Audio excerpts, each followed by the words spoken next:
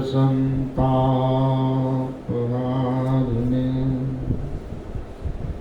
सच्चिदानन्दरूपाय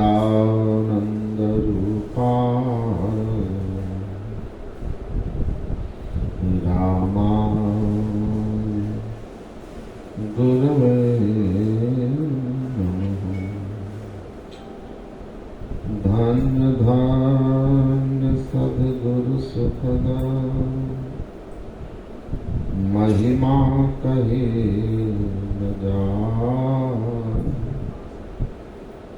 जो कुछ कहूँ तुम्हारी कृपा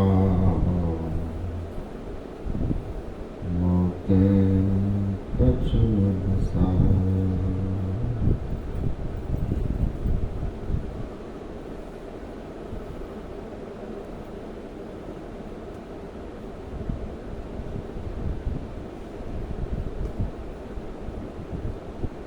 परमादरणीय सत्संग प्रेमी महान भाव धर्मानुरागिनी माताओं एवं धर्मशिला बहनों,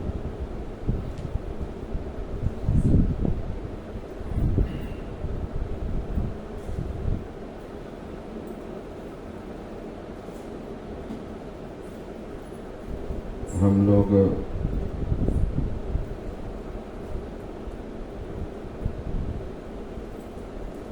आज यहाँ श्री अजय बाबू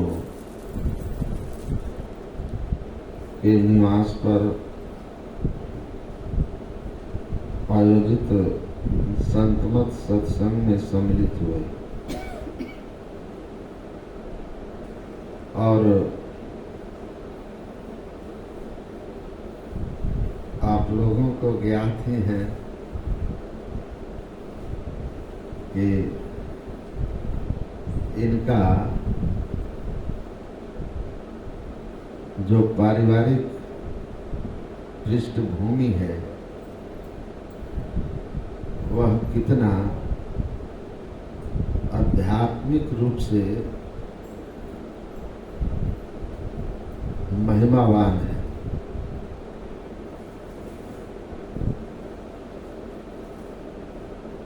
कितना प्रसिद्ध है इनके माता पिता से जुड़ा हुआ संस्मरण है कि हम लोग सुनते हैं और रोमांचित होते हैं। आप लोगों को तो ज्ञात होगा परमाराध्य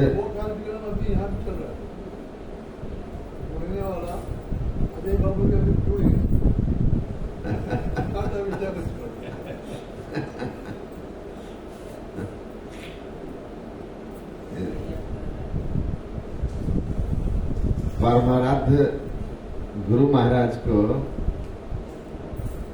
इनकी माता जी होली के दिन दलपूड़ी खिलाने का विचार की तो इनके पिताश्री ने कहा कि ऐसा है कि समय होली का है और रास्ते में जाने में दिक्कत होगी रास्ते में कोई रंग ही डाल दे और जाने का साधन उस समय रिक्शा था।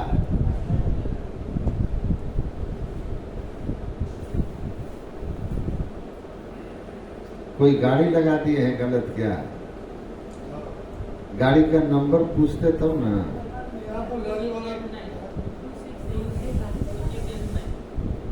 2689 जिनका गाड़ी हो 2689 वो गलत पार्क हुए उसको सही पार्क कर लीजिए।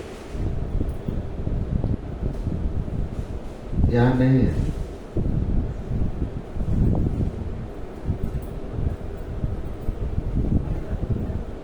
अच्छा तो उस समय की कहानी कह रहा हूं, जब इनके पास गाड़ी नहीं थी। अभी तो मैं इनका प्लेट देखा तो लगा हमको कि इतना बड़ा प्लेट तो अभी तक किसी का नहीं देखा था। इतना बड़ा प्लेट तो हमने अभी तक नहीं देखा किसी का। 6-7 हजार स्क्वायर फीट का लग रहा है। तो उस समय सत्संग का क्या लाभ है अब इनसे ज्यादा कौन जानता है। देखिए, तो इनके पिताजी ने कहा होली है कैसे जाना, छोड़ दो। कार्यक्रम स्थगित हो गया। लेकिन इनकी माताजी की जो श्रद्धा थी, पुरुष प्रधान समाज में दब गया। लेकिन जो संत सदगुरु हैं उनकी महिमा देखी। इनकी माताजी ने गुरु महाराज को आमंत्रण किया और गुरु महाराज कुप्पा घाट में आमंत्रण स्वीकार कर लिया। और उसके बाद समय हुआ भोजन का, तो गुरु महाराज ने कहा कि भाई हमारा भोजन आ रहा है, दल पूड़ी। उसके बाद विलंब हो रहा था, तो पूज्यपाद महर्षि संसेवी जी महाराज को बोले कि दल पूड़ी आने वाला है, जाइए जरा। तो गए।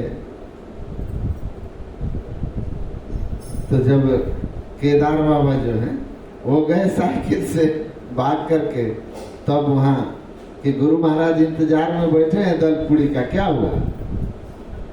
तो बड़ा अफसोस हुआ और प्रसन्नता भी किसी की होगी। तो फटाफट दल पूड़ी बना और बाबा ले आए, तो गुरु महाराज खाए। तो मैंने पढ़ा था,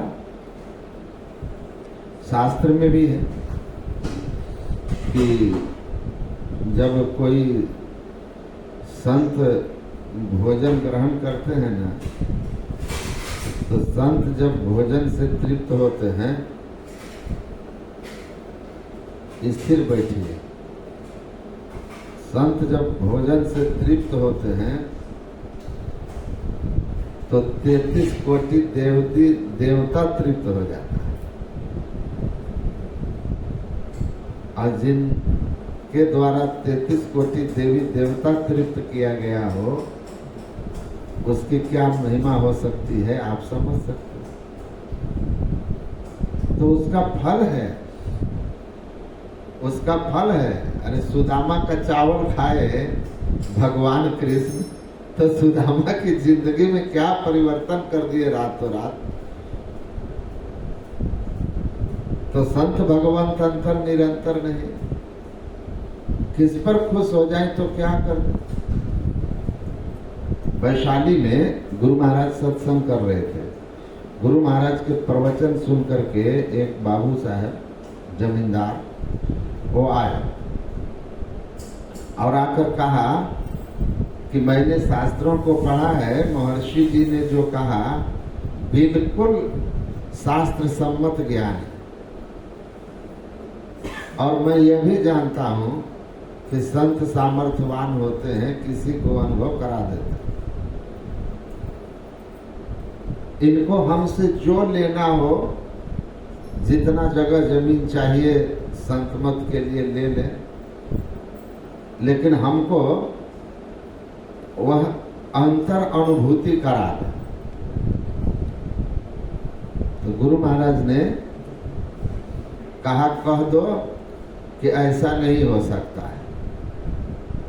साधन भजन करेंगे दीक्षा लेकर तब होगा, ऐसे नहीं हो, ऐसे नहीं हो, कह दो। तो जाकर के उनको संत शिशु बाबा सुना दिए कि गुरु महाराज करें, ऐसे नहीं होगा, दीक्षा लेकर साधन भजन करना होगा। तो वे वहां से फिर चले। गुरु महाराज जी कहते हैं कि वो कह रहे थे वो ठीक ही था कि संत जिसको चाहे उसको पल में निहाल कर दें, लेकिन वे संत मत के लिए किए क्या हैं, उनका संत मत में क्या योगदान है कि मैं उनके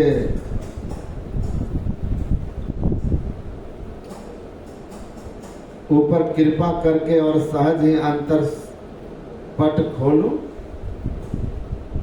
किया क्या उन्होंने? तो अगर किया होता तो होता। तो संत की कृपा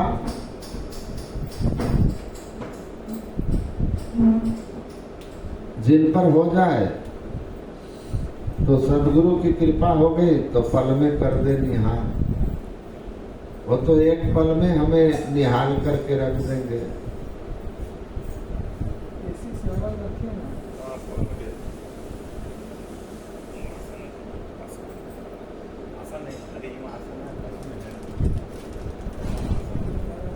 आइए आइए।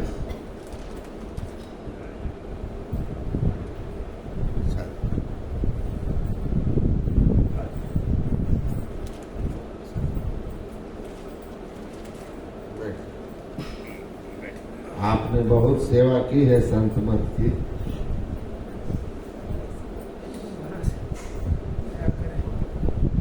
जी एसी घर में आपको उधर ही बिठा देते, एसी नहीं करते हो? पानी थोड़ा सा दे दीजिए। अच्छा, 8 फुट हो गया क्या? हाँ प्रवचन चल रहा है। हाँ, तो गुरु की कृपा है। तो गुरु महाराज ने कहा भी था अपने प्रवचन के क्रम में, वो प्रवचन छपा हुआ भी है, नेपाल का गुरु महाराज का प्रवचन है कि मैं आप सब लोगों को आशीर्वाद देता हूं जो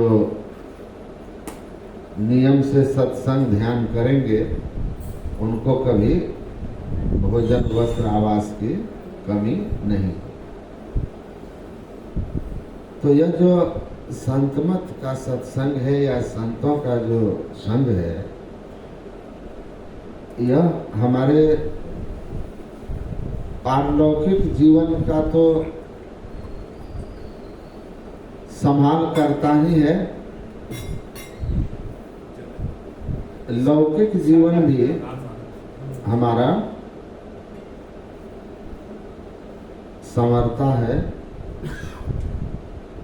बाबा देवी साहब बाल के आदि उत्तर के अंत ग्रंथ में टीका करते हुए लिखते हैं कि जो सत्संग करते हैं उनका बाहर और भीतर दोनों तरफ उजाला होता है। तो भीतर का उजाला तो हम संतमत के लोग समझ जाते हैं, और जो लोग संतमत से नहीं जुड़े हैं वो भीतर का उजाला नहीं समझते। लेकिन बाहर का उजाला क्या है? बाहर भीतर जो चाहसी उजिया, तो बाहर का उजाला क्या है? तो स्वाभाविक है, उन्होंने कहा कि सत्संग नियमित करने वाला, श्रद्धा प्रेम से जो नियम से सत्संग ध्यान करते हैं,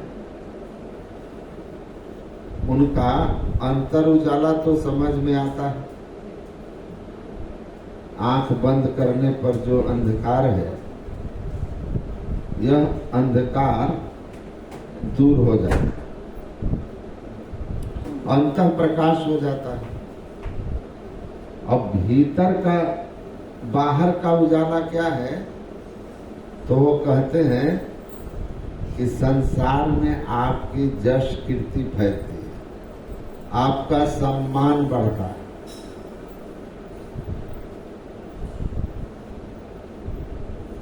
यश कीर्ति फैलती है, सम्मान बढ़ता है, धन ऐश्वर्य की वृद्धि होती है, ये बाहर का उजाला है, ये बाहर का उजाला। प्रवचन करने के क्रम में मैं कुछ दिन पहले उत्तर प्रदेश में था,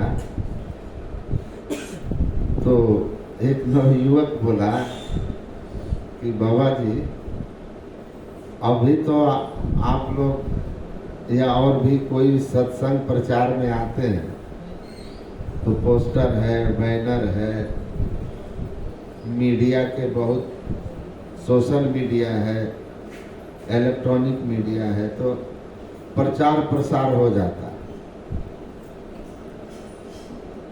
पहले ये लोग जो जाते थे तो प्रचार इन लोगों का कैसे होता था? न कोई प्रिंटिंग प्रेस हुआ करता था, न कोई माइक होता था कि प्रचार हो, तो वो लोग कैसे प्रचार करते थे? मैंने कहा कि भाई ये जो महापुरुष लोग हैं ना, इनका प्रचार करने का अपना निराला ढंग था। अब गुरु नानक देव जब मक्का मदीना गए ना अरब, तो उनको प्रचार कराना था तो मस्जिद के तरफ पैर करके सो गए। अब जब आया मौलवी और कहा कि खुदा के घर के तरफ पैर करके सो गए हो, तो कहा जिधर खुदा का घर नहीं है उधर पैर घुमा दो। तो पैर घुमाया, जिधर घुमाया तो उधर मस्जिद घूम जाए। तो समझ गया, प्रणाम करके चल दिया और सब जगह प्रचार कर दिया, कमाल का आदमी आया है। तो जिंदा फकीर, जिंदा पीर कह के उनका पूरा प्रचार हो गया। लोग उनका दर्शन करने, उनका प्रवचन सुनने आने लगे। तो ऐसे ही करते थे। रामतीर्थ अमेरिका गए तो ऐसा ही किए। मैं जिंदा हूं कि मुर्दा हूं, डॉक्टर को बुला के जांच करा लो, तो उनका प्रचार हो गया। डॉक्टर जांच किया तो नस नाड़ी धड़कन सब बंद। तो डॉक्टर ने कहा कि भाई आपका तो सब बंद है। तो कहा मेडिकल साइंस क्या कहता है? तो आप मृतक हैं। तो कहा कि तो लिख दीजिए कि मैं मरा हुआ हूँ। कहा कैसे लिख दूं? बात कर रहे हो, बात कर रहे हो तो लिख कैसे दूं कि मर गए हो? तो कहा आप क्या साइंस फेल है? कहा हम।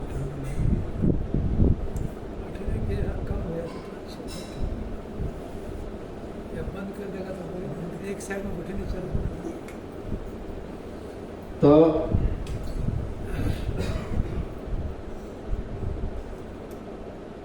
वहां के अखबारों में निकला कि भारत के हिमालय के जंगल से एक चलता फिरता बोलता हुआ मुर्दा योगी आया है। मुर्दा योगी। तो लोग अपना प्रचार कराते थे। गुरु महाराज की मौज हो जाती थी तो वही मंगा लेते, 10 पूड़ी मंगा लेंगे।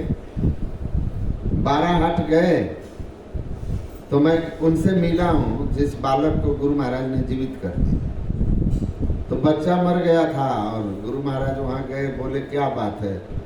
सत्संग था तो घर वाले ने कहा कि अब सब कुछ बन गया है, पंडाल वगैरह, गुरु महाराज आने वाले हैं। आज सुबह के 4 बजे उस घर में एक छोटा बालक मर गया।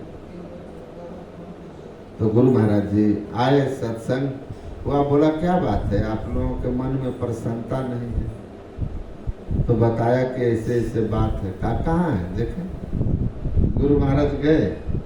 अब सब लोग जान गए कि घर में इसका बच्चा मर गया है, और गए और जाकर के उस बच्चे को कहते हैं कहाँ है, दिखा। हटाया तो गुरु महाराज ने अपने डंडा उसके शरीर में सटाते हुए कहा, ए उठ। बच्चा उठ गया। अब पूरा इलाका में प्रचार हो गया। वैसे ही सारे लोग उनके प्रति श्रद्धावान हो गए। तो जब इन लोगों का अपना योग बल था, मौज होता था, तो प्रचार तो कर ही देते थे। और नहीं करेंगे तो लोग जानेंगे कैसे? और लोगों की जब तक श्रद्धा नहीं होगी, जाने बिनु न हो ही प्रतीति, बिनु प्रतीति हो ही नहीं प्रीति। अब प्रीति बिना नहीं भक्ति चढ़ाई, जिमी खगे से जल क्यों चिकना है। तो संत लोग अपने नाम जस के लिए नहीं करते थे, मौज में आ जाते थे तो जनहित के लिए करते थे, और इससे लोग उनके संबंध में जान पाते थे, तभी तो आते थे, और आते थे तो उनका भला होता। संतों का चमत्कार हो, वह संसार के किसी कामना से नहीं होता, उनके पीछे विशुद्ध जन कल्याण की भावना होती, सिर्फ जन कल्याण। इसीलिए जितने महान संत हुए, अब भगवान बुद्ध आकाश मार्ग से ही चलते थे, बताइए।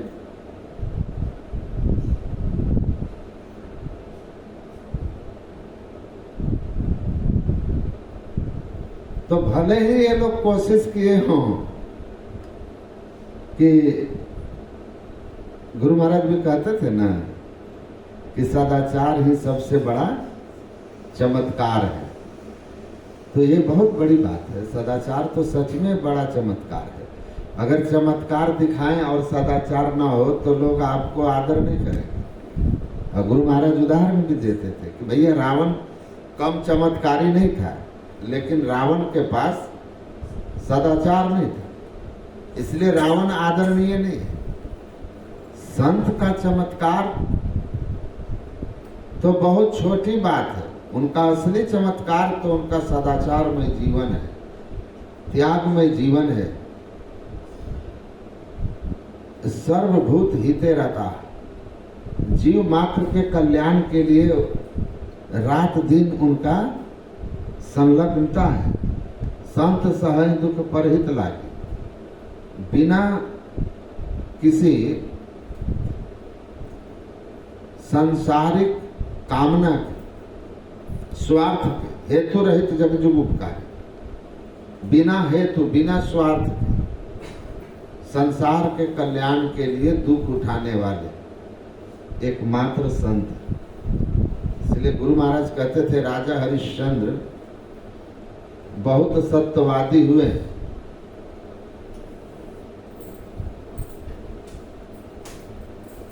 बहुत सत्यवादी हुए,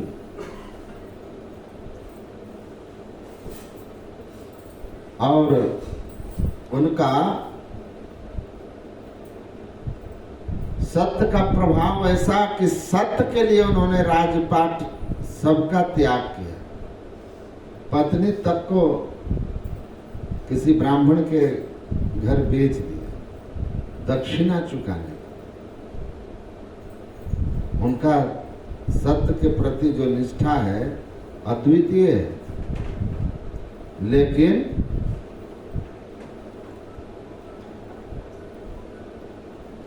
लोक कल्याण के लिए अपने इस शरीर का हड्डी दान कर देना, ऐसा इतिहास में केवल एक दधीची जैसे संत ही कर पाए। हड्डी दान कर देना ये दधीची से ही संभव। और जब इंद्र आया है ना दधीची के पास, मैं गया हूं वहां जहां प्रचलित है कि महर्षि दधीची ने अपने हड्डी दान किए थे जनहित के लिए। नैमिषारण्य के पास है वह जगह, मैं वहां गया हूं। तो जब इंद्र ने कहा ना कि वृत्रासुर के आतंक से हम सब पीड़ित हैं, जनमानस पीड़ित है, धर्म का कार्य मुश्किल हो रहा है, तो इस पर ब्रह्मा जी का निवेदन हुआ है कि आप अगर अपनी हड्डी का दान करें तो उससे वज्र बनेगा और उसी वज्र के प्रभाव से वृत्रासुर का विनाश होगा। तो हम आपसे आपकी हड्डी मांगने आए। महर्षि दधीचि ने कहा, इंद्र आए देव सदा के स्वार्थी वचन बोलहि जिमि परमार्थ। कहा, तुमको पता है कि एक कीड़े को भी जो गंदे नाली में रहता है उसको भी अपना शरीर बहुत प्रिय होता है। उस शरीर को वह भी नहीं छोड़ना चाहता, वह भी नहीं छोड़ना चाहता। उसकी रक्षा करने के लिए हर संभव कोशिश करता है। एक चींटी भी अपने शरीर की रक्षा की हर संभव कोशिश करती है। खतरा देख करके वह इधर उधर भागती है, सुरक्षित स्थान ढूंढती है। और यह देव दुर्लभ मनुष्य शरीर, यह देव दुर्लभ मनुष्य शरीर है। इस को तुम हमसे कह रहे हो त्याग कर देने के लिए और हड्डी दान करने के लिए, तो बिना प्राण का त्याग किए तो हड्डी दान हो नहीं सकता। तुम ही बताओ कैसे स्वार्थी हो। तुम्हारा राज्य वृत्रासुर छीन लिया है, तुम अपना राज्य पाने के लिए हमसे हमारा हड्डी मांग रहे हो, हमसे प्राण मांग रहे हो। तब इंद्र ने कहा कि देखिए आप तो संत हैं, मेरी गद्दी जनमानस का भला, देवताओं का कल्याण, धर्म की रक्षा, ये सब आप ही पर निर्भर है, देख लीजिए। तब मुस्कुराते हुए महर्षि दधीचि ने कहा कि कोई बात नहीं है, जब आ गए हो और बात लोक कल्याण की है, जनहित की है, तो फिर मैं अपने इस शरीर को सहर्ष त्याग कर रहा हूँ और इस हड्डी से तुम इसका वज्र बना ले। और उन्होंने अपने शरीर में नमक लगवा दिया पूरा। कहते हैं कि कामधेनु के द्वारा उनके पूरे शरीर को चाट चाट करके खत्म कर दिया गया और केवल हड्डी का ढांचा बचा, जिससे वज्र बना। गुरु महाराज कहते थे कि जन कल्याण के लिए हड्डी का दान कर देने वाला, हमारे पौराणिक ग्रंथों में महर्षि दधीचि ऐसा उदाहरण कहीं नहीं। और धर्म की रक्षा के लिए अपना सर्वस्व त्याग कर देने वाला, परिवार पुत्र सब, वर्तमान अर्वाचीन काल में गुरु गोविंद सिंह जी महाराज, जिन्होंने सब कुछ दांव पे लगा दिया जन कल्याण के। पिता स्वयं, 4 पुत्र, मां, पत्नी, पूरा परिवार लोक कल्याण के लिए, धर्म की रक्षा के लिए सहर्ष त्याग, बलिदान। तो ये संतों की परंपरा है। ऐसे बिना किसी स्वार्थ जगत का कल्याण करने वाला संत अगर किसी के जीवन में आ जाए ना, तो फिर उसके जीवन का तो दुख को जाना ही जाना होगा। अब देखिए श्री श्री रविशंकर जी गए थे ना अभी भागलपुर, तो आश्रम भी अपने आए थे, तो वहाँ उनका प्रवचन हुआ भागलपुर सैंडिस कंपाउंड में। तो बोले कि अगर भागलपुर में कोई दुखी है तो उसका दुर्भाग्य, उसका दुर्भाग्य। एक ऐसे महान संत की यह तपस्थली और ज्ञान भूमि, कर्म भूमि है, जिनका मैं बचपन में भी अपने गुरु जी के आश्रम में और गुरु जी के साथ में आकर दर्शन किया था। और जैसे आश्रम गए ना,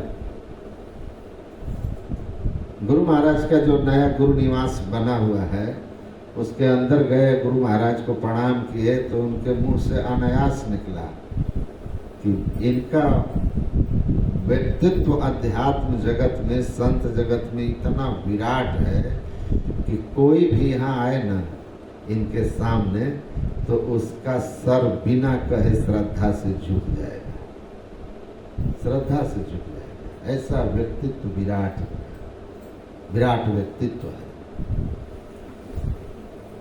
तो गुरु महाराज की महिमा है।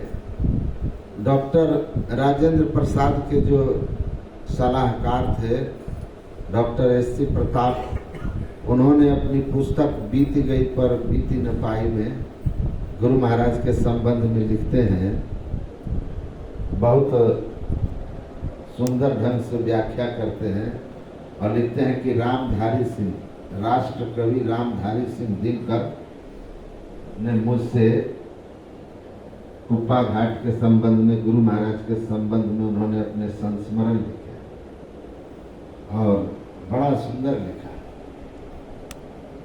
उन महापुरुषों के बारे में उन्होंने वर्णन किया है जिन लोगों से उनकी मुलाकात हुई थी और उनसे उनको जो कुछ भी ज्ञान मिला, जो भी उनके जीवन में प्रभाव पड़ा, तो उन सभी महान लोगों के संबंध में उन्होंने लिखा है।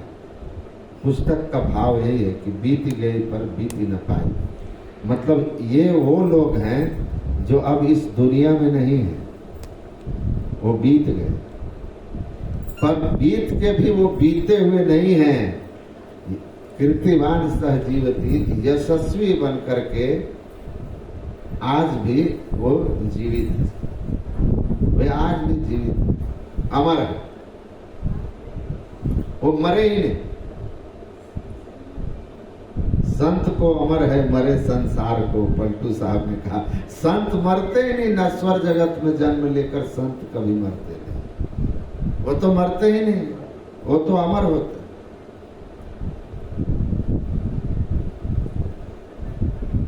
तो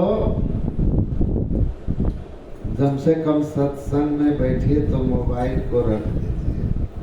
जिंदगी में इतना कुछ भी जरूरी नहीं जो मैं समझा हूँ सत्संग से बढ़कर। गुरु महाराज ने कहा मेरे लिए सत्संग से बढ़कर कुछ नहीं है, जब मेरी श्वास की तरह है। आपको नहीं पता है कि हो सकता है वो बात जो आपको आपके जीवन में क्रांति ला सकती थी, वो उसी समय बोल दिया गया जब आप अपने मोबाइल पर व्यस्त हो गए। और एक क्षण में जीवन बदल जाता है। एक बात संत वाणी में इतना महिमा है ना कि एक एक बात जीवन की कितने लोगों को बदल के रख। एक ही बात था ना गुरु महाराज के जीवन को बदल देने वाला। कहे कि मैंने बचपन में पढ़ा था ऑल मैन मस्ट डाई, सभी लोग एक दिन अवश्य मरेंगे। और जैसे अंकुश की मार से हाथी सचेत हो जाता है, मैं सचेत हो गया। और मैं हमेशा इसी बात में लगा रहता था कि जब एक दिन मरना है तो मरने से पहले इस जीवन के मर्म को समझना है। आखिर ये लोग आते कहाँ से हैं और मरने के बाद चले कहाँ जाते हैं, यह संसार कैसे बना है, कौन बनाया है, कहाँ है। ऑल मैन मस्ट डाई एक लाइन जीवन को बदल दिया। और एक दिन रामचरितमानस में पढ़ा, देह धरे करे भाई अब भजिए राम सब काम बिहाई। तो देख लीजिए सब कुछ छोड़ करके निकल गए, धन संपत्ति सुख सुविधा सब त्याग दिया।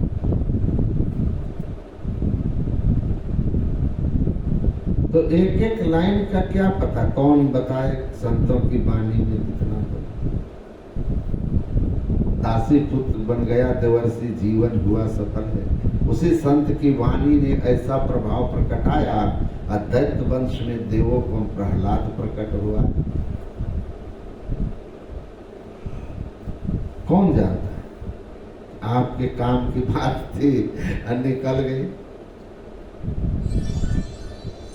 तो गुरु महाराज कहते हैं, सतजन सेवन करत नित्य सत्संगति करना, बचन अमिय दे ध्यान श्रवण करी चित में धरना, मनन करत नहीं बोध होय तो पुनि समझीजे, अरे हाँ रे नहीं समझ बोध जो होई रहनता सम कर लीजिए।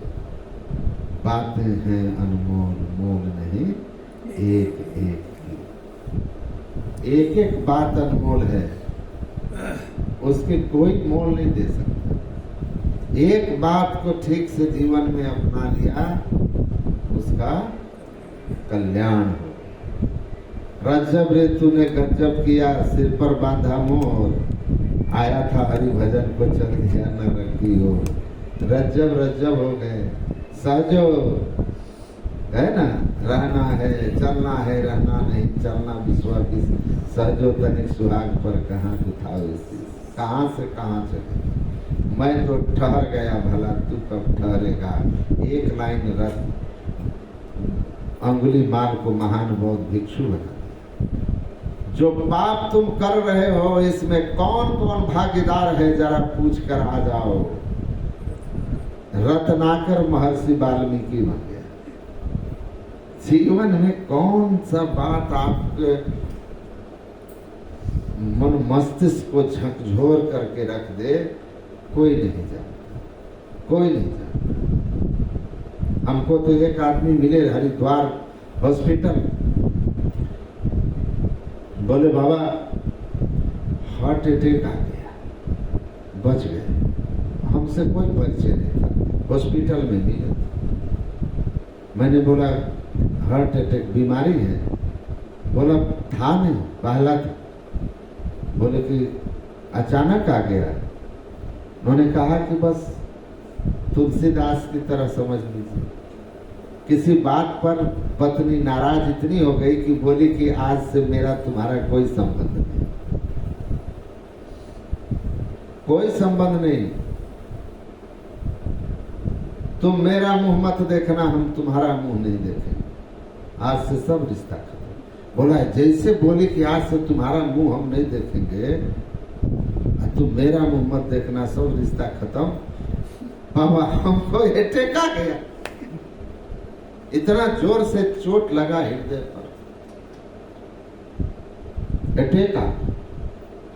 हम बोले क्या समझे? बोले क्या बताएं, बड़ा अफसोस कर रही थी। हम बोले आपको अभी भी उसका अफसोस दिखाई दे रहा है? अरे थोड़ा सा और उसके साथ में गहरा लगाव जोड़ के रखते ना तो ये टेक की जगह फेल हो जाता, फेल हो जाता। ये आपकी गहरी आसक्ति थी उसके प्रति, इसलिए उसने कहा मुंह नहीं देखेंगे तो अटैक आ गया। हम बोले दूसरी कोई महिला आपको 100 बार कहती कि तुम्हारा मारा मुंह नहीं देखेंगे तब भी आपको अटैक नहीं आता, तो बोला बात सही कर। हम बोले उसके इतनी बात पर क्या से हम तुम्हारा नहीं तुम मेरा नहीं, अटैक क्यों आया? आसक्ति से। आसक्ति को कम कीजिए, जोड़िए आसक्ति परमात्मा की ओर। अरे तुलसीदास को यही कही थी रत्नावली ने कि जितना आकर्षण आसक्ति तुम्हारा हमारे इस हाड़ मांस के शरीर के साथ है, उतना अगर ईश्वर के साथ हो जाता तो तुम्हारा जीवन बदल जाता, कल्याण हो जाता। और तुलसीदास को रत्नावली की यह बात लगी और रत्नावली का इस बात से राम बोला, विश्व प्रसिद्ध तुलसीदास हो गए। तो कौन सी बात किसके जीवन में कितना परिवर्तन कर दे। मैंने कहा इस पर सोचना और आसक्ति घटाना, नहीं तो इस बार तो अटैक में बच गए हो, अगले बार फेल होने से नहीं रहोगे, राम नाम सत्य हो जाएगा। कहा बाबा आप सही बात कह रहे हैं, महाराज जी सही कह रहे हैं, ये आसक्ति हमको अटैक लेकर आया है। हम बोले सोचना भैया, घटाओ इस आसक्ति को। राम भजन बिनु मिटहि के कहा, सत्संगत्व निसंगत्व, निसंगत्व निर्मोहत्व, निर्मोहत्व निश्चलितत्व, निश्चलितत्व जीवन मुक्ति। आदि शंकराचार्य कहते हैं ये आसक्ति को घटाना है ना तो साधु संग करिएगा।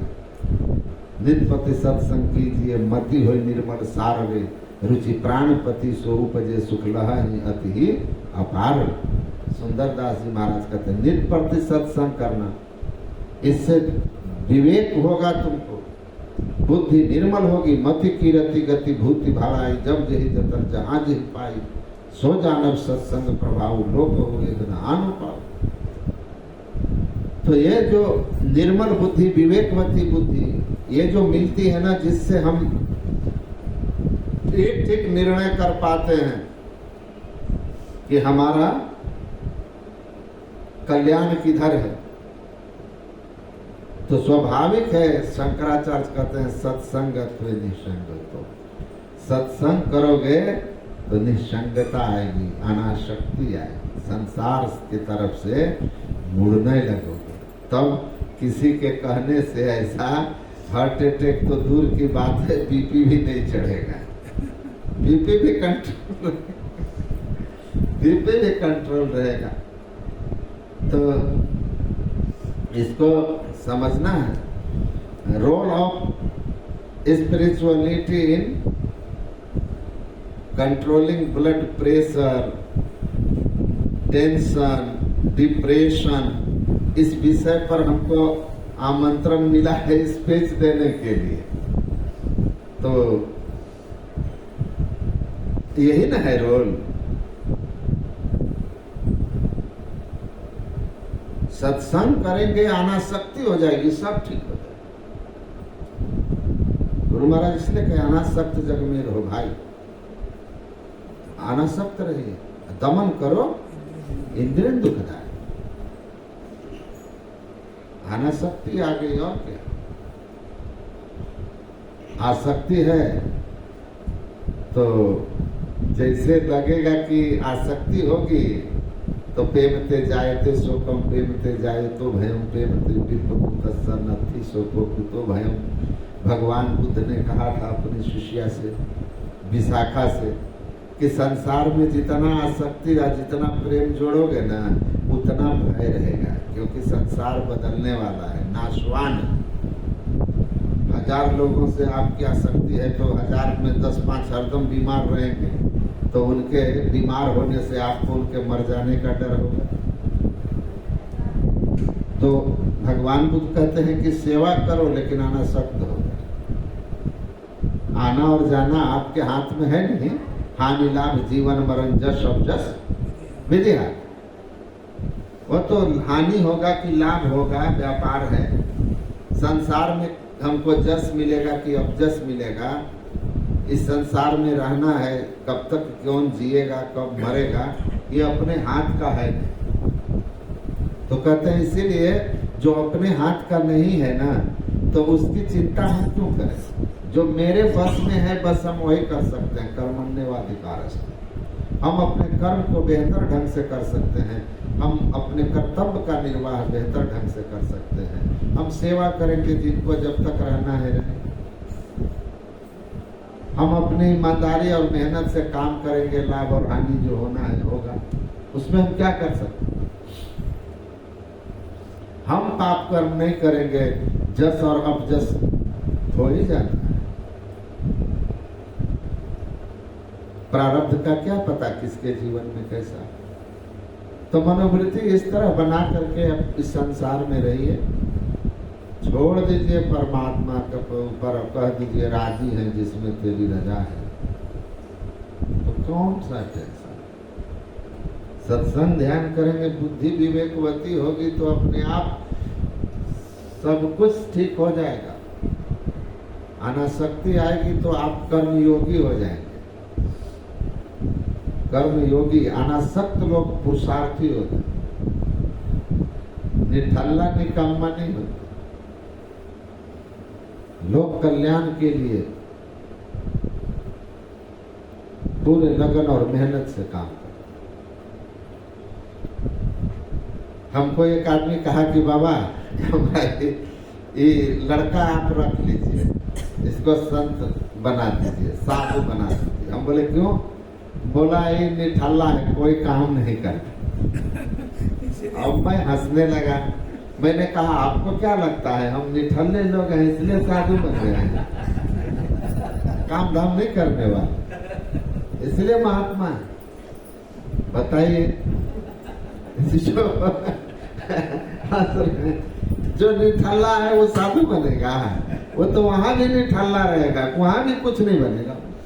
यहाँ तो और पुरुषार्थ है, यहाँ तो और पुरुषार्थ है। दिन भर गुरु जी की सेवा के बाद डांट भी मिलती है, कभी मार भी मिलती है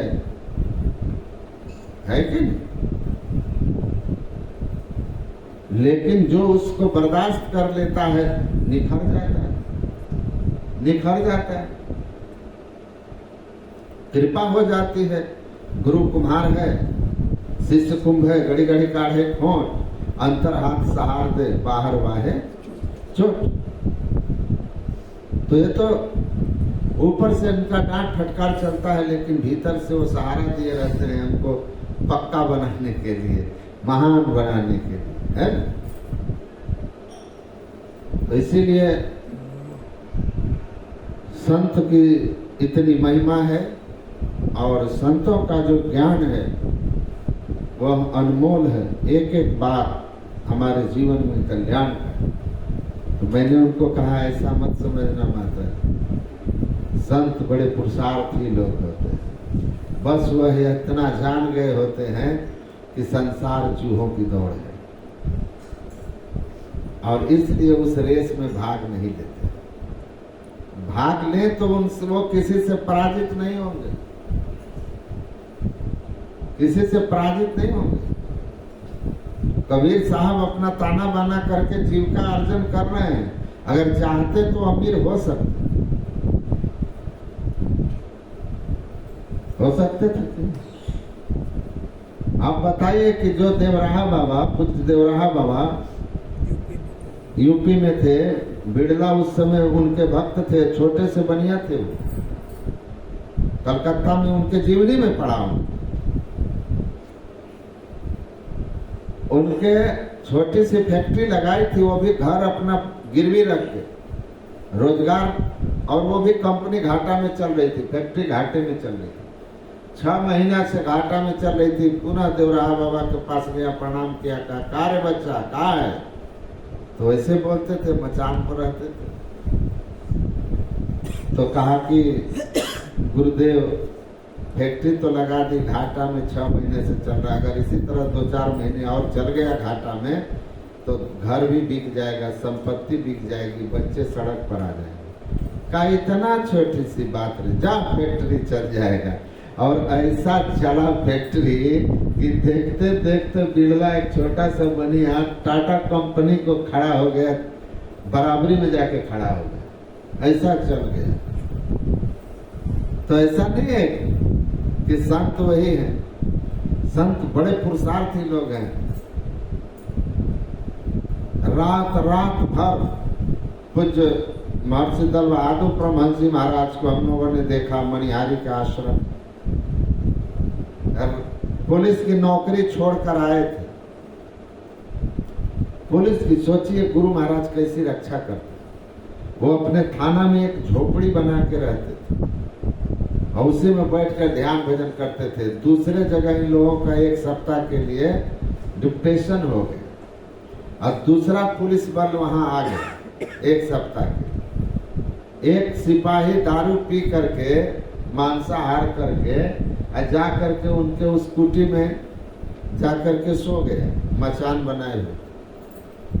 जैसे सोता था ना, तो आंखें जैसे बंद करे तो देखे कि एक महात्मा बुजुर्ग डंडा लेकर मारना शुरू करते थे। भागो जल्दी, खाली करो, पवित्र आसन को गंदा कर रहा है, पवित्र आसन को गंदा कर रहा है, उठो।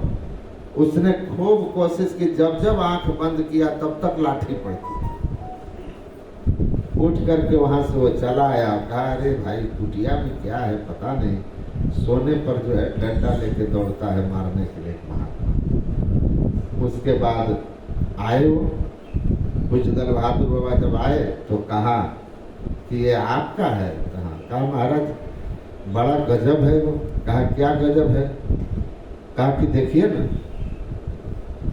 जैसे सोते हैं ना तो एक बाल दाढ़ी वाले बुजुर्ग महात्मा लाल वस्त्र में हैं, डंडा लेके मारना शुरू कर देते। उठो, दारू पी करके अपवित्र कर रहा है, पवित्र आसनी है, उठो जल्दी। मैं तो आश्चर्यचकित हूँ, वहां बैठना भी मुश्किल है, आंख बंद करते हैं डंडा चलता।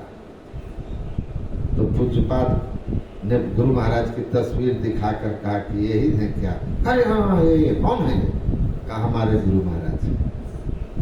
और उनको ऐसा लगा ये बात कि जो गुरु हमारे आसन तक का ध्यान रखे हैं कि इसका कोई बिछावन खराब न करे, इसका कोई मचान चौकी पर अपवित्र लोग न बैठे, तो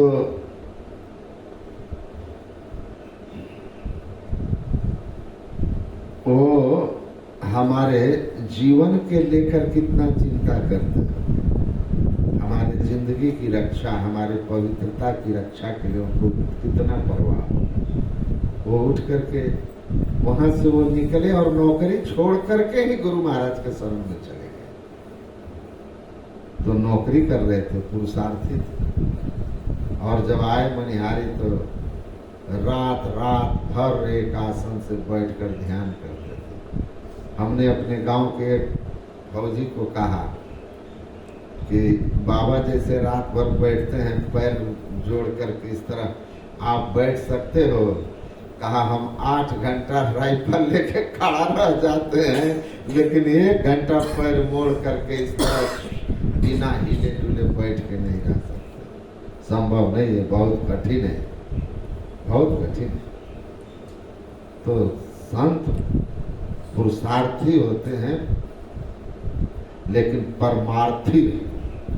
तो मैंने कहा अब ऐसा मत कहना आज के बाद कि ये आदमी निठाला है, इसको साधु बना।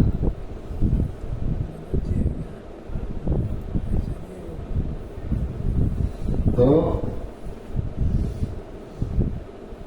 इसीलिए मैं कह रहा था कि देखिए, ये सत्संग जो हम लोगों को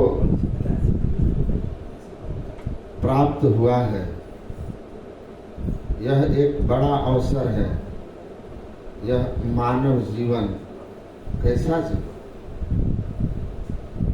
जो लोग सत्संग नहीं करते हैं ना, उनको बात कुछ समझ में नहीं आता। संसार में ही रचे पचे रहता है। एक नौजवान हमसे कह रहे थे बेंगलोर में कि महाराज जी, पैसा तो बहुत कमा रहा हूँ, IIT के वो इंजीनियर हैं, एक अमेरिकन कंपनी में करीब 15-16 साल से उनकी नौकरी है, पत्नी डॉक्टर है। तो बोला कि महाराज जितना हम सोचे थे ना अपने जिंदगी में व्यवस्था, उससे 10-20 गुना ज्यादा अभी ही जवानी में कमा चुका।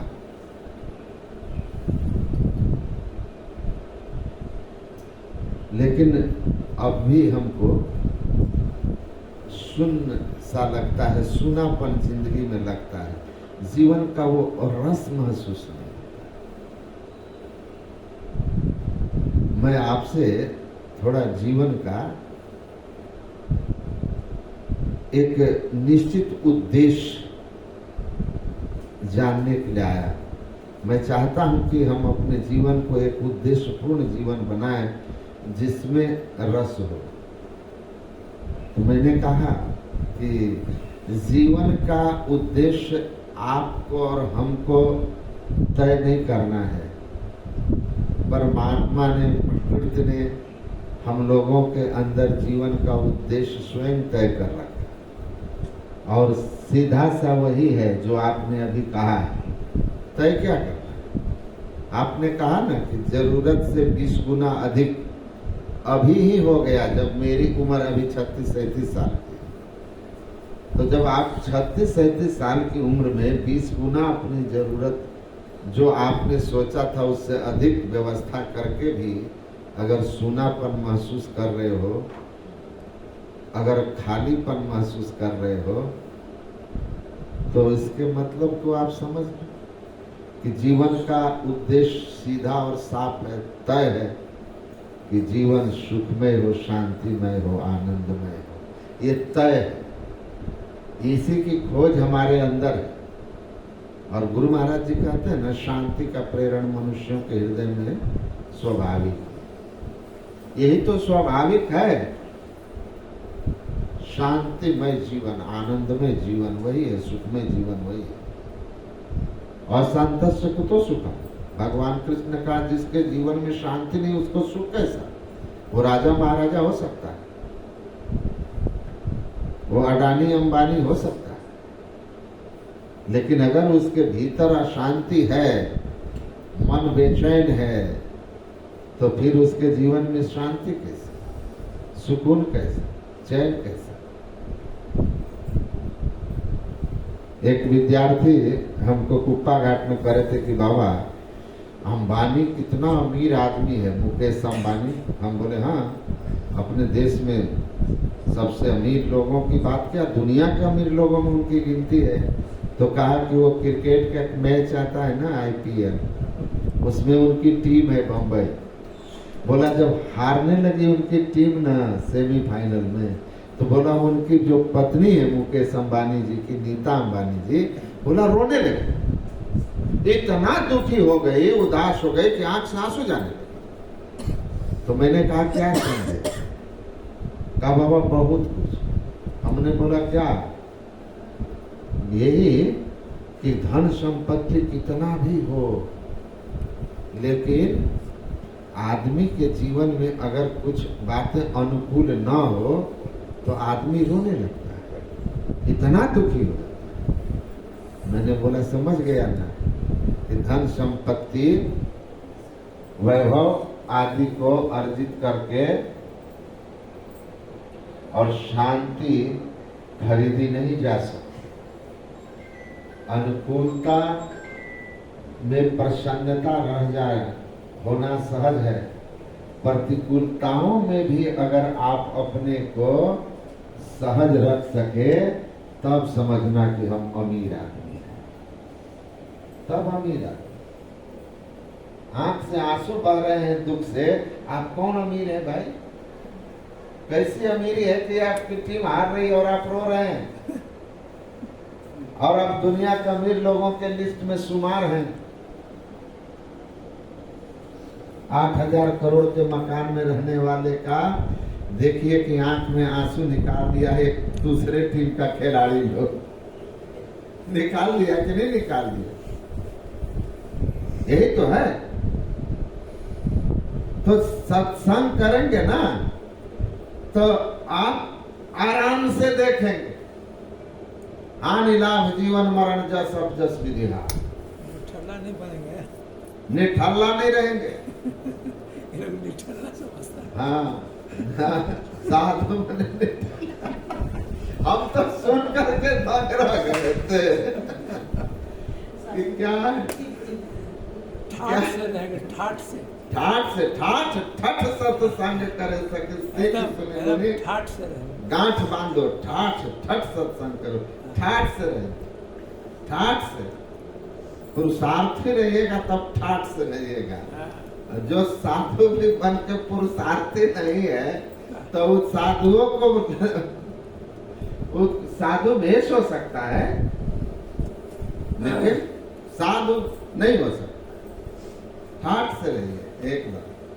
तो देखिए जीवन का उद्देश्य खोजना नहीं है, ईश्वर ने खुद तय कर रखा है। मनुष्य हो, शांति की प्राप्ति तुम्हारे जीवन का लक्ष्य है, आनंद की प्राप्ति जीवन का लक्ष्य है, ज्ञान की प्राप्ति जीवन का लक्ष्य है। यही तो जीवन का लक्ष्य, अलग से बनाना थोड़ी है, हमको ढूंढना थोड़ी है लक्ष्य। संत के पास जाइएगा तो वो आपको बता देंगे कि भैया तुम यही खोज रहे हो, तुम खोजी इसके हो, जाने अनजाने खोजी तुम शांति के हो, सुकून के हो, चैन के हो, आनंद के हो, मुक्ति के हो। एजे गार्डनर ने अपनी पुस्तक में लिखा है कि 3 बात मनुष्य नहीं चाहता है। पहली बात, माइजरीज इन लाइफ, दुख कोई नहीं चाहता। दूसरी चीज जो मनुष्य नहीं चाहता है वह है बंधन, जिसको हम लोग परतंत्रता कहते हैं, डिपेंडेंस कहते हैं, पर बंधन भी नहीं चाहता। तीसरी चीज जो मनुष्य नहीं चाहता है, कोई जीव नहीं चाहता, वो है मृत्यु, डेथ।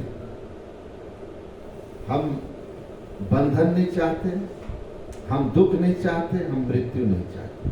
चाहते क्या है? किसी से पूछ लीजिए। वो चाहता है सुख, वो चाहता है स्वतंत्रता, वो चाहता है अमरता। और इसीलिए तो आप सारे प्रयत्न कर रहे हो। जहां जो देखते हो कि इससे हमें दुख हो रहा है तो उसको दूर करने के लिए जहां जिस उपाय से सुख लगता है उसमें लग जाते हो। मैं अभी था ना उधर हांगकांग में, एक दिन वहाँ एक सिल्वर पोर्ट है, उसी के सामने होटल में था मैं, 60 मंजिली होटल। सुबह वहाँ टहलने जाता था, रात में सत्संग करता था, मॉर्निंग वॉक कर रहा था। एक सरदार जी दौड़ रहे हैं और मैं टहल रहा था, हमको देखे तो धीरे हो गए, हमको उनका थोड़ा सांस तेज चल रहा था। अब बोलते हैं फ्रॉम इंडिया स्वामी जी। मैंने कहा हाँ जी। तो कैसे आना हुआ? हमने कैसे आना क्या हुआ? जिस चीज की खोज में तुम पंजाब से, भारत से यहाँ तक आ गए हो और नहीं मिला है, वही उसी का एड्रेस बताने आ गए हम। उसी का एड्रेस बताने आया और बेचारा और स्थिर हो गया। पूछा कहाँ से आए अपने देश में? मैंने कहा भाई मैं तो मर्च में ही आश्रम नाम का एक आध्यात्मिक स्थान है भागलपुर बिहार में, वहीं से। अजय भागलपुर को जानता हूँ जी, मशहूर जगह है वो। हमने बोला हाँ हाँ तो जानता हूँ। तो वहीं उठो आए, हमने हाँ आओ, मैं भटिंडा से। तो मैंने कहा अच्छा तो कब आए? 35 साल। किस लिए आए? बोला कमाने के लिए। बोले नहीं, आपको लगा कि भटिंडा में, पंजाब में, भारत में हम जिस तरह का शांति, सुख, आनंदमय जीवन चाहते हैं वैसा सुख सुविधा और सुखमय जीवन नहीं संभव है, तो आप इसलिए यहाँ आ गए हो। That inspiration compelled you to come in Hong Kong from India. But I am quite sure if you haven't got it. लेकिन मैं पूर्ण विश्वास से कह सकता हूँ कि जिस उद्देश्य से आए थे वह नहीं हुआ। हाँ, धन अधिक हो गया होगा। तो उन्होंने कहा महाराज जी कमाया तो बहुत कुछ, सुख सुविधाएं भी बहुत है।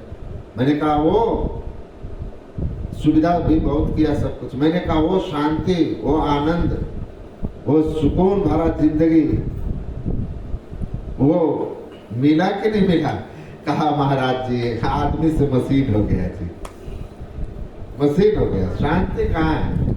मैंने कहा हमारे गुरु जी ने कहा था कि धन नहीं रहता है तो आदमी दुखी रहता है, और जब धन भी बहुत हो जाता है और अध्यात्म ज्ञान नहीं रहता है तो प्रेत की तरह धन के पीछे नाचता है, नाचते रहता है, भूत की तरह नाचते रहता है। बोले नाच रहे, उसी को मशीन होना कहते हैं, जिनको हम लोग भूत कहते हैं। वो मशीन, तो आप नाच रहे हो मशीन के तरह। यहाँ शांति मिली, सुकून मिला, चैन मिला? काम नहीं महाराज वो तो नहीं मिला। मैं बोला बस उसी का एड्रेस बताने आया कि जो ढूंढते ढूंढते यहाँ आगे नहीं मिला वो वहीं मिल जाता।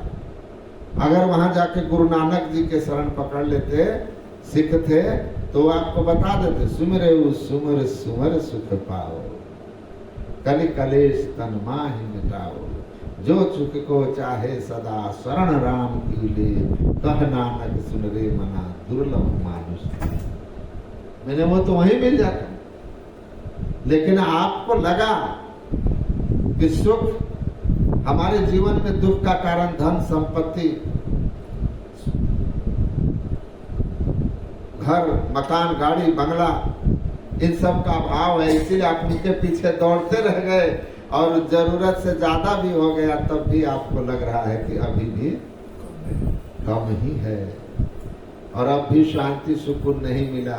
जब उतना में नहीं मिला, इतना में नहीं मिला, तो कितना में भी नहीं मिलेगा। इसको जान लो, शांति अपने अंदर में। इसलिए एजी गार्डनर ने कहा कि मनुष्य जिन 3 चीजों को नहीं चाहता है और जिन तीनों को चाहता है, उसके लिए कितना प्रयास करता है, कितना प्रयत्न करता है, पर जीवन का अंत हो जाता है, लेकिन न उसके जीवन में सच्चा सुख आता है, न उसके जीवन से यम यातना, न कोई बंधन उसके जीवन से जाता है, कर्मों का बंधन, और ना ही उसको मृत्यु से मुक्ति मिलती है, छुटकारा मिलता है। का इसीलिए कि उनकी खोज की दिशा ही गलत है। वस्तु कहीं खोजे ढूंढे कहीं विधि आवे। अब वस्तु तो तब पाइए जब भेदी लीजिए साथ। तो भेदी संत हैं, संत भेदी हैं। बिन दया संतन की में ही जानना इस राह को, हुआ नहीं होता नहीं वह होनारा है नहीं। गुरु दयाल दया कर दिए भेद बताए, महा अभागी जीव के दिए भाग जगह।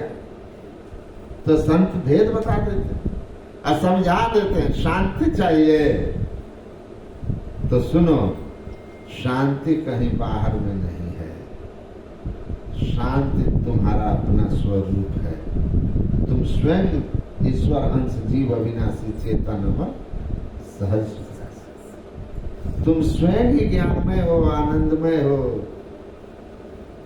स्वयं ही निर्विकार हो, लेकिन सो माया बस भय हो गोसाई, माया में फंस गए हो और ऊपर से और माया समेट रहे हो। बंधे हो तीर मरकट की ना।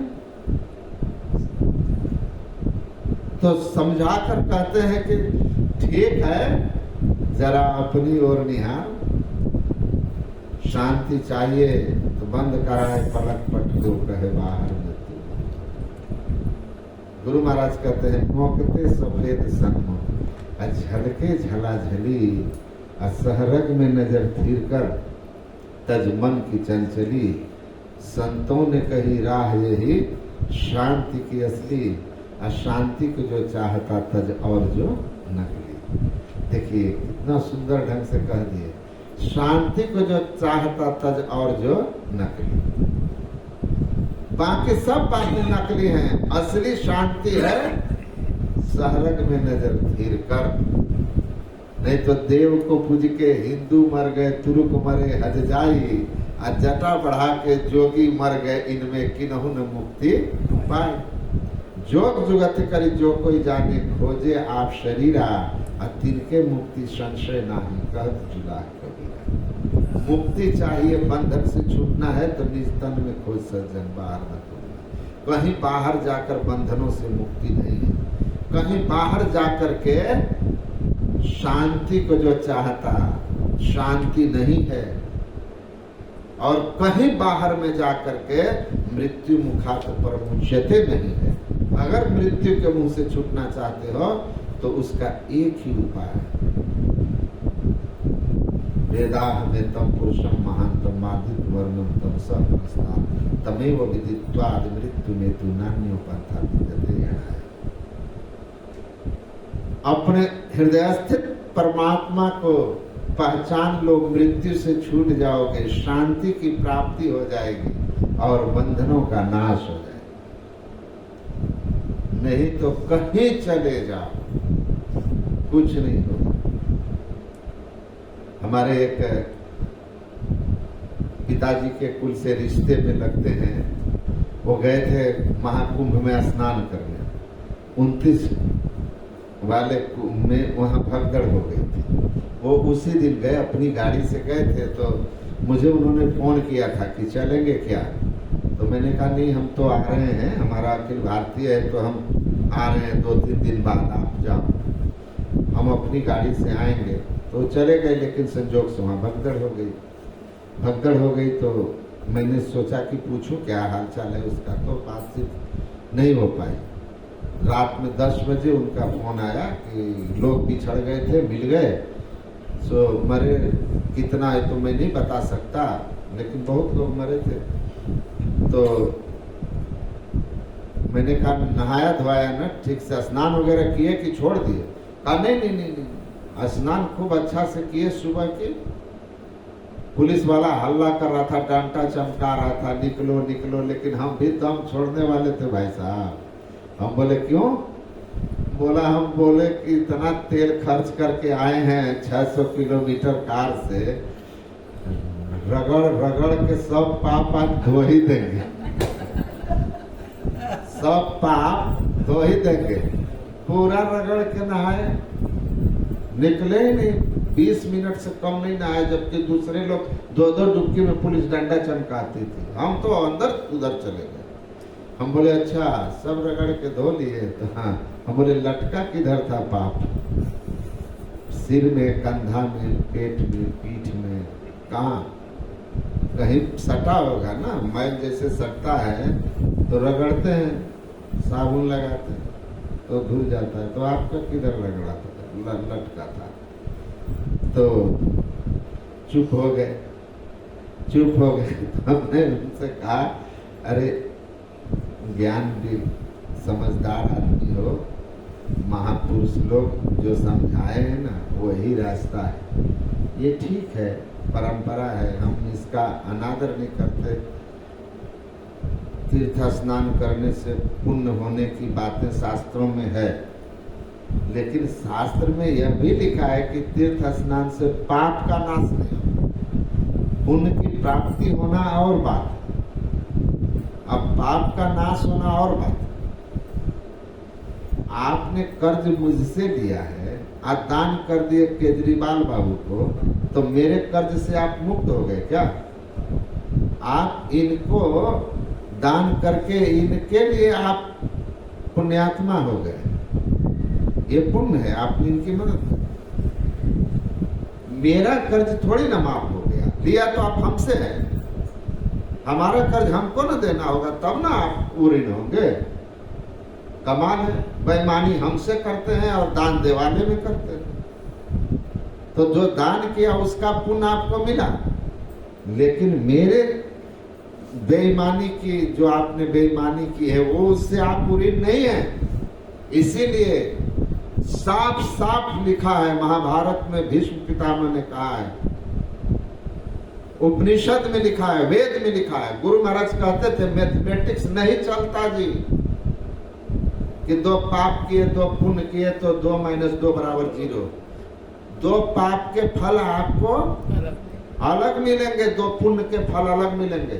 द्रौपदी के साड़ी दान करने का पुण्य मिलता है तो साड़ी बढ़ जाती है, लेकिन अंधे के पुत्र अंधा कहने की गाली का पाप प्रकट होता है तो गाली भरी सभा में सुननी पड़ती है।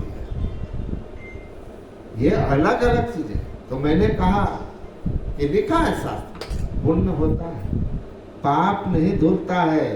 चित्त मंतर्गतम पापम तीर्थ स्नानेर न शुद्धति, असत सोपी जलेर धौतम सुरा भांड निवासुचि, ज्ञान शौचम परित्यज्य बाह्यो रमते नरः, स मूढ़म कांचनम त्यक्त्वा नोष्टम गृह्णाति सुब्रता। तो कहा समझो इस बात को कि हमारे अंदर में पाप हमारे चित्त में संस्कार के रूप में संग्रहित होता है। वो कोई शरीर में लगने वाला मैल नहीं है जिसको कि पानी और डिटर्जेंट से धो दीजिएगा। मूत पलिति जामा होई, ले कपड़ा दीजिए, ले साबुन दीजिए तो धोई, अब भरिए मति पापा के संग सो धोए नावे के रंग। गुरु नानक कहते हैं कि तीरथ गई मैं नानका मन चंचल चित चोर, गई थी मैल उतारने 10 मन लाई को। तो इसीलिए मैल भीतर मैल चहल के लागी ऊपर तन का धोए है। अविगत मूर्ति महल के भीतर वा का पंथ न जोए है। जुगति बिना कोई भेद न पावे, साध संगति का गोए है। कह दरिया कुटने ले शीश पटक का रोए है। तो भीतर में संस्कार के रूप में हृदय में हमारे किए हुए पाप पुण्य संग्रहित हैं अंतःकरण में। वो अंतःकरण को किसी बाहर के तीर्थ से धो नहीं सकते आप। वो दान पुण्य दान तीर्थादि से उसका नाश होता नहीं। उसके लिए कहा परमात्मा नावे के रंग, परमात्मा की भक्ति है, उसकी सदयुक्ति है। जोग जुगति बिनु भेद न पावे, जब तक साधु संगति का गोय है। संत महापुरुषों के संगति में जाकर के जब योग की युक्ति लेकर के साधना करेंगे, ईड़ा भगवती गंगा पिंगला यमुना नदी ईड़ा पिंगला और मध्य सुषुम्ना च सरस्वती त्रिवेणी संगमो यत्र तीर्थराज स उच्यते तत्र स्नानम प्रपूर्वित सर्व पाप प्रमुच्यते। यहाँ संगम में डुबकी लगाना है। गंगा जमुना सरस्वती संगम पर संध्या करुण भाई अदृष्टि युगल कर अंगुल द्वादश पर दृढ़ तीर्थर ठहराई। ये सुषुम्ना में जब डुबकी लगाएंगे, सुषुम्ने व परम तीर्थम सुषुम्ने व परम जप सुषुम्ने व परम ध्यानम सुषुम्ने व परागति। सुषुम्ना रूपी तीर्थ में जब हम दोनों युगल दृष्टिधारों को गुरु युक्ति से केंद्रीभूत करके एक बिंदुता के साथ प्रविष्ट करते हैं, तब जाकर के हम सारे पापों से मुक्त होते हैं। भैया जी नाम रतन पायो जी, मैं तो नाम रतन धन पायो, वस्तु अमोलक दी मेरे सतगुरु कृपा कर बनाए। जब तक यहाँ प्रवेश करके डुबकी नहीं लगाएंगे, तब तक आपके पाप का नाश नहीं होगा। ये ज्ञान संत महापुरुषों के शरण में आकर मिलता है। ये सत्संग है। मैंने उनको कहा नहाते रहिए, पाप मुक्त नहीं होइए। शास्त्र कह रहा है ज्ञान सोच, ये है सत्संग। अंतर सत्संग, बाहर धर्म कथा, बाहर सत्संग, अंतर सत्संग ध्यान रखा। ये ज्ञान सोच ज्ञान यज्ञ ठीक ठीक अंतर बाहर का करिएगा, तब आप अपने मलिन चित्त को पवित्र करके पाप मुक्त हो जाइए। पाप मुक्त हो जाइए। तो ज्ञान की प्राप्ति सत्संग से, और सत्संग जिसके जीवन में नहीं है, उसको सुख शांति आनंद की खोज अनादि काल से है और अनंत जन्मों से है और शंख जन्म तक रहेगा। लेकिन जब पूरे और सच्चे गुरु मिलते हैं ना, तब हमारा भटकन छूटता है। भटकन छूटता है। तो साधुओं का मार्ग अलग है, संसार का मार्ग अलग है। हमारे पास लोग कम आएंगे, साधु महात्मा के पास कम भीड़ होती है। आज जो लोग देखिएगा वहाँ भीड़ ज्यादा, बड़ी भीड़ है, जहाँ बाहरी बातों के द्वारा समझाया बुझाया जाता। आप कहिएगा बाबा बहुत परेशानी में है, बड़ी कष्ट है, ग्रह परेशान कर रहा है, हमारे पास आइएगा, तब कहेंगे कि अरे चिंता मत करो, नाम जपत मंगल दिशि दस। दीक्षा लेकर के और गुरु मंत्र का जप करते रहो, मंगल हो जाएगा। आपको बहुत भारी लगे, हे बाबा तो कहते हैं जप ध्यान करने के लिए इससे ठीक होगा, नित प्रति सत्संग कर ले प्यारा तेरा कार सरे साथ। ये करे नित प्रति सत्संग करो, इससे तुम्हारा सब काम सिद्ध होगा। गुरु गुरु कल्प बिटप गुरु गुरु में ही जप, गुरु जाप जपन साचो तब सकल काज सारणम, सब कार्य सिद्ध हो जाएगा। गुरु मंत्र जपिए। तुलसीदास भी कहते हैं पायो नाम चारु चिंतामणि। चिंतामणि रत्न मिल गया है गुरु मंत्र के रूप में। उर करते न खसइयों, उसको हृदय की हाथ से अब गिरने नहीं देंगे। ये चिंतामणि हमारे सारे चिंताओं का नाश करने वाला है, मिल गया गुरु कृपा से। तो हम तो यही समझाएंगे कि यही उपाय है दुख मुक्ति का, मंगल होने का। तो लोग भागते हैं, ये करने वाला छोड़िए, हमारे बदले कोई उपाय, तो वो फिट बैठते हैं वहां, जो कहते हैं लाओ 50,000, हम हवन कर देंगे, जप करा देंगे, इतना 1,01,008 मंत्र जप करा के हवन करा देंगे, तुम्हारा सब ठीक हो जाएगा। इसके लिए 10 तो हमको पंडित चाहिए, तो आप उसमें ले आइए 2 लाख रुपया। अब बड़े आदमी हैं तो वो निकाल करके तुरंत थमा देते हैं, कर दीजिएगा मेरे बदले, ठीक हो जाना चाहिए। वो कहता है एकदम हो जाएगा, आपका हुआ या नहीं हुआ, लेकिन जिसको दिए उसका तो ठीक ठाक सब हो गया, उनका तो ठीक हो गया। तो वहां लोग जाते हैं क्योंकि पैसा है ना, दे दिया, अब झंझट खत्म है, लो हमारा सब कर देना, हमको टेंशन नहीं चाहिए। हमारे खाने से आपका पेट भर जाए तो इससे बढ़िया और क्या होगा। आपको रेस्ट ही रेस्ट, सोए रहिए तो आराम से। इसीलिए संत लोग के पास कम आते हैं, लेकिन याद रखिए जिन पर ऊपर वाले की कृपा हो जाती है ना, वे आ जाते हैं। संत विशुद्ध मिलहि पर ते ही चितो राम कृपा कर जे। उनकी जब कृपा होती है ना, तो कोई महर्षि में ही परमहंस जैसे संत के सद्ज्ञान की छाया में आ जाते हैं, और तब वो अनुभव करते हैं तरु छाया सुख जाने सोई। वही उस संत के शरणागति के मर्म को और उससे मिलने वाले सुख शांति और आनंद को जान पाते हैं, और नहीं तो बाकी लोग भटकते रह जाते हैं संसार और ठगाते रहते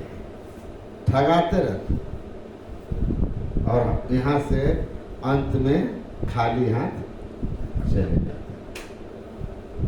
तो बड़ी किस्मत से, बड़ी ऊपर वाले की दुआ दया से, बिनु हरि कृपा न हो ही सो, हरि की कृपा से मिलता है। ऐसे भगवान राम ने नहीं कहा था तुम्हारे दरस जाहिए खिसा, आज धन में सुनहु मुमिषा। पुण्य पुंज बिनु मिलहि न संता, सत्संगति संस्कृति करांता। जब पुण्यों की पूंजी जमा होती है और परमात्मा की कृपा, दोनों का संयोग होता है, तब कोई पूरे और सच्चे संत मिलते हैं, उनका सद्ज्ञान सुनने का, सत्संग सुनने का शुभ अवसर देता है। और जो इसको सुना और रहने तासम कर लीजिए, अपने आचरण को उस तरह बना लिया, तो उसका कल्याण हो गया, कल्याण हो गया। ज्ञानी है, पंडित है, हमारा ज्ञान हमारे आचरण में आ जाए, हमारा लोक और परलोक दोनों बन जाए। गुरु महाराज का यह दुर्लभ और दिव्य ज्ञान, जो वेद शास्त्र उपनिषद और समस्त संतों की वाणियों के द्वारा एकदम प्रमाणित, जिसको उन्होंने अपने अंतर साधन की अनुभूतियों में पिरो करके जगत कल्याण के लिए प्रस्तुत किया। लेकिन मैं हाँ एक चीज देख रहा हूँ कि अब जो पढ़ी लिखी शिक्षित पीढ़ी आ रही है ना, युवा, उस पीढ़ी को ठीक ठीक ढंग से अगर आप संतमत वाली बात समझाएं तो उनके हृदय में बैठ रही है, उनको लगता है ये बात सही है। क्योंकि यहाँ अगरबत्ती धूप वाली कोई बात नहीं, यहाँ सीधा शांति का संबंध आपके हृदय से है। इसीलिए शांति को जो पाता तज और जो लगता, बाहर कुछ नहीं, बाहर भरमन बार के जैसे। अपने अंदर में चलने की बात अब वे ठीक ठीक समझते हैं, क्योंकि उनके पास सुख सुविधा भी है, उनके पास विज्ञान भी है, उनके पास तर्क भी है, और विज्ञान और तर्क दोनों को ठीक ठीक ढंग से समझा करके और उनके जिज्ञासाओं का समाधान कर देने की क्षमता सद्गुरु महाराज के ज्ञान में है। इसीलिए हम इस बात से अब बहुत प्रसन्न रहते हैं कि पहले गुरु महाराज कहते थे कि मुझे अफसोस है कि 20 साल हो गए ईश्वर स्वरूप समझाते हुए लोग नहीं समझ पाए। लेकिन मैं अब देखता हूँ कि जो नई पीढ़ी है ना, उनको आप समझाएंगे तो वो समझ भी जाते हैं, वो जिज्ञासाएं भी करते हैं और उनके जिज्ञासा भी सार्थक होते हैं। वो तर्क नहीं करते, तर्क पूर्ण अपनी बातें कहते हैं। और जब उनको आप अपने ठीक ठीक शास्त्र प्रमाण से और सही प्रस्तुति के द्वारा तर्कपूर्ण ढंग से आधुनिक उदाहरणों के साथ उनके सामने रखेंगे तो इस ज्ञान को वो पूरी श्रद्धा से स्वीकार करते हैं, पूरी श्रद्धा से। तो गुरु महाराज ने जो कहा ना कि मुक्ति मार्ग जानते, साधन करते नित्य, साधन करते नित्य, सच्चित जग में रहते, दिन दिन अधिक विराट प्रेम सत्संग सो करते, दृढ़ ज्ञान समुझाए, बोध दे बुद्धि को हरते, संशय दूर बहाए, संत मत स्थिर करते, मैं ही ये गुरुधर जोई गुरु सोई सतचित, अब मुक्ति मार्ग जानते, साधन करते नित्य, तो संशय दूर बहाए, संत मत स्थिर करते। संशयों को दूर करने की पूरी वैज्ञानिक जो है ना क्षमता संत मत में, गुरु महाराज में। देखिए अभी पिछले बार मैं गया था भाभा एटॉमिक रिसर्च सेंटर में, वहाँ सीनियर वैज्ञानिक अभी भी आए थे वो मुंबई सत्संग सुनने के लिए। तो मैं यूट्यूब में है, मैं उनके सामने उनको कह रहा हूँ कि इन्होंने मुझसे पूछा था दिव्य दृष्टि के संबंध में कि दीवार के पार कैसे देख सकता है कोई, दीवार तो दीवार है, उसके पार इस आंख से कैसे देख लेगा, संभव ही नहीं। तो मैंने इनसे कहा था कि आपको समझाना दिव्य दृष्टि बहुत आसान है। तो उन्होंने कहा कि कैसे? तो मैंने कहा इंटरमोलिकुलर स्पेस, तो आप जानते हैं ना, दो आणविक परा आणविक स्थान, दो अणुओं के बीच के खाली जगह। तो कोई भी वस्तु बनी है वो परमाणुओं का संग्रह है, और असंख्य परमाणु है तो उनके बीच में जगह है, तब ना 1 2 3 की गिनती है, खाली जगह है। तो दोनों के बीच खाली जगह है। आप देखते हैं, आप एक लोहा का छड़ या आप डालिए आग में, अगला भाग आप पीछे से पकड़ के रहिए, आग में है अगला भाग, अब पीछे वाला भाग आग में नहीं, तो पीछे वाला भाग गर्म कैसे हो जाता है? उसके अंदर जो खाली स्थान है ना, वो है आंतरिक, उसके अंदर क्या होता है, सूक्ष्म अग्नि प्रवेश करती है। तो आगे वाला जो होता है ना परमाणु, उसमें जब आग उसकी क्षमता से अधिक होती है तो अपने बाद वाले में ट्रांसफर करता है, वो उसके बाद वाले में। इस तरह से वहाँ से धीरे धीरे वो गर्मी जो है लोहा में पूरे समा जाता है, तो आपके हाथ को गर्मी लगती है। तो एक अणु से दूसरे अणु के बीच में खाली जगह होती है, उसको अंतराणविक स्थान कहते हैं। मैंने कहा कि ये जो खिड़की है इससे हम बाहर देख सकते हैं, या छोटा सा भी छेद होगा तो उससे हम बाहर देख लेते हैं, कुछ दूर तक तो देख लेते हैं। तो कहा जी, मैंने कहा दृष्टि को इतना समेट दीजिए, इतना समेट दीजिए कि वो अंतराणविक स्थान के बीच से बाहर निकल जाए, तो दीवार उसके लिए रहेगा? तो कहा बिल्कुल नहीं रहेगा। कैसे रहेगा जब दोनों के बीच से देख रहा है? तो मैंने कहा दोनों के बीच से देखने के लिए एक बिंदुता की प्राप्ति कर लीजिए, वन पॉइंटेडनेस। उसमें लंबाई चौड़ाई मोटाई नहीं, न लेंथ है, न विड्थ है, और न उसकी मोटाई है। तो उतनी दृष्टि सिमट जाए, बिंदु जो वास्तविक बिंदु है, जो अंतर में बनता है दोनों दृष्टिधारों को मिलने से, वो आंतरिक जो वो खाली जगह है ना, तो परमाणुओं के बीच की, अणुओं के बीच की, उससे बाहर निकल जाती है, इतनी सिमटी हुई है वो। तो मैंने बताइए ऐसा संभव है कि नहीं? कहा बिल्कुल है। मैंने कहा बस संत के पास वही है, ये अंतर साधन करके उस वन पॉइंटेडनेस को प्राप्त करते हैं, दिव्य दृष्टि खुल जाती है। इसीलिए दीवार दृष्टि इतनी सूक्ष्म होती है कि दीवार रह ही नहीं जाता है। तो उन्होंने कहा कि ये परफेक्ट बात है, अगर दृष्टि ऐसी हो सकती है, इतनी सिमट सकती है, तो फिर दीवार सच में उसके लिए नहीं होगा। तो मैंने कहा कि हमारे गुरु महाराज कहते थे, संत मत नगद सौदा है, करो और पाओ।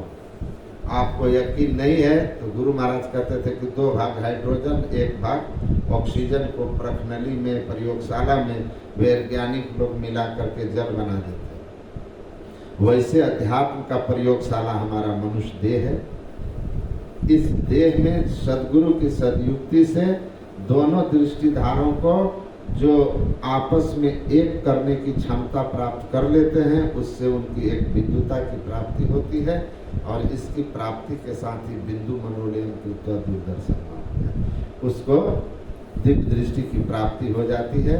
तो फिर जमीन के नीचे क्या है, कौतुक देखें स्थैल वन भूतम, पहाड़ के नीचे क्या है, और इस जगत की बात छोड़ दीजिए, सूक्ष्म जगत में कौन लोक में क्या हो रहा है, सब वह यहीं से बैठते देखता है। बिंदुता दूरबीन हो, पिंड क्या करे, पिंड में ब्रह्मांड दरअसल बाहर में क्या करे। तो उन्होंने कहा कि कमाल की बात आप कह रहे हैं, ये बिल्कुल सब ऐसी दृष्टि हो जाए तो दीवार खत्म हो जाएगी। तब बोले यही दृष्टि के सिमटाव करके ऊर्ध्वगति और दिव्य दृष्टि, फिर आत्म दृष्टि से उस परमात्मा का दर्शन का मार्ग है। और आप विज्ञान में जिसको स्फोटवाद कहते हैं, उसी को हम लोग आदिनाद कहते हैं, उसी को हम लोग सार शब्द कहते हैं, ओम कहते हैं। इस सृष्टि एक शब्द की शब्द हुआ था, उससे सृष्टि बन गई।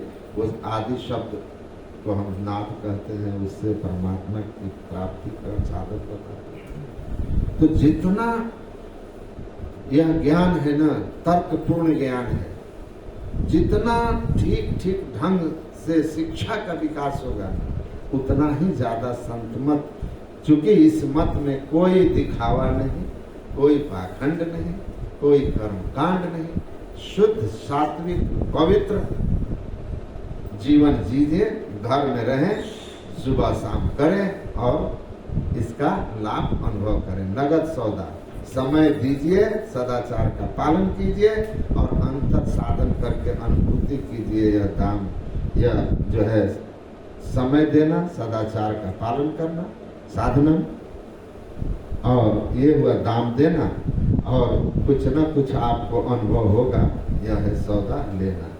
तो यह नगद सौदा है। इसीलिए इस ज्ञान का तो निश्चित चल कर के आगे लोग बहुत सम्मान करेंगे, और यही ज्ञान शांति प्राप्त कराने वाला है। इसलिए गुरु महाराज जी कहते हैं, मैं बहुत जगह भटका लेकिन शांति का स्थान कहीं पाया तो वह संत मत में पाया।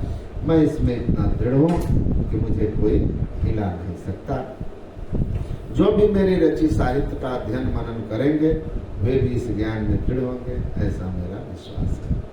तो सत्संग की बड़ी महिमा है। संत के शरण में जाकर उस ज्ञान को सुनना, समझना और जीवन में उतार लेना, अपने जीवन को जीते जी दिव्य बना लेना है। और जिन शांति का प्रेरण और आनंद की खोज, और जिस बंधन से मुक्ति, मृत्यु से मुक्ति की हमारी अनादिकाल की खोज है, वो खोज संतमत के ज्ञान में आपको मिल जाएगा। इसलिए गुरु महाराज कहते थे कि भाई नित प्रति सत्संग कर ले प्यारा, तेरा कार्य सरे सारा, सार कार्य का निर्णय करके धर चेतन धारा, धर चेतन धारा पिंड के पारा, दसम द्वारे का ज्योति जग जावे, अति सुख पावे शब्द सहारे का। बोलिए श्री सद्गुरु।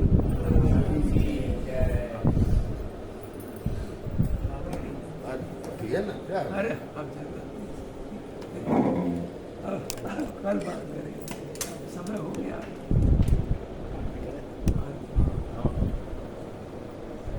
श्री सद्गुरु महाराज की जय।